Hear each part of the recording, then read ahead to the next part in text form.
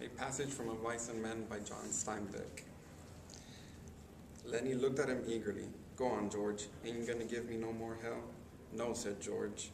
Well, I can go away, said Lenny. I'll go right off into the hills and find a cave if you don't want me.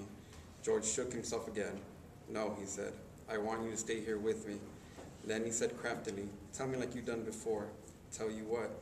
About the other guys and about us. George said, guys like us ain't got no family. They ain't got a stake, and they blow it in it. They ain't got nobody. World that gives a hoot about them. But not us, Lenny cried happily. Tell us about us now. George was quiet for a moment. But not us, he said, because I got you and I got you. We got each other, and that's what gives us a hoot about hell about us. Lenny cried in triumph. The little evening breeze blew in over the clearing, and the leaves rustled, and the wind waves flowed up the green pool, and the shouts of men sounded again, this time much closer than before. George took off his hat, he said shakily. Take off your hat, Lenny. The air feels fine. Lenny removed his hat dutifully and laid it on the ground in front of him. The shadow in the valley was bluer, and the evening came fast. On the wind, the sound of the crashing in the brush came to them. Lenny said, tell me how it's gonna be. George had been listening to the distant sounds. For a moment, he was businesslike. Look across the river, Lenny, and I'll tell you so you can almost see it. Lenny turned his head and looked off across the pool and up the darkening slopes of the Gablins. We're gonna get a little place, George began. He reached in his side pocket and brought out Carlson's Luger. He snapped off the safety, and the hand and the gun laid down on the ground behind Lenny's back. He looked at the back of Lenny's head, at the place where the spine and the skull were joined. A man's voice called up the river, and another man answered. Go on, said Lenny. George raised his gun and shook his hand.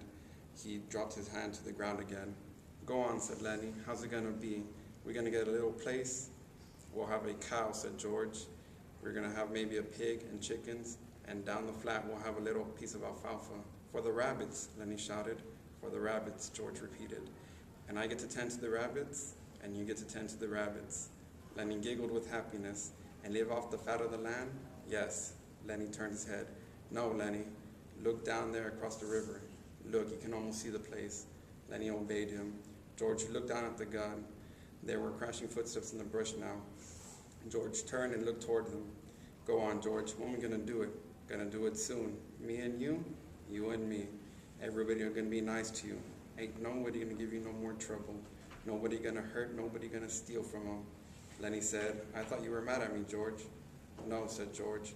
No, Lenny, I can't be mad. I never been mad and I ain't mad now.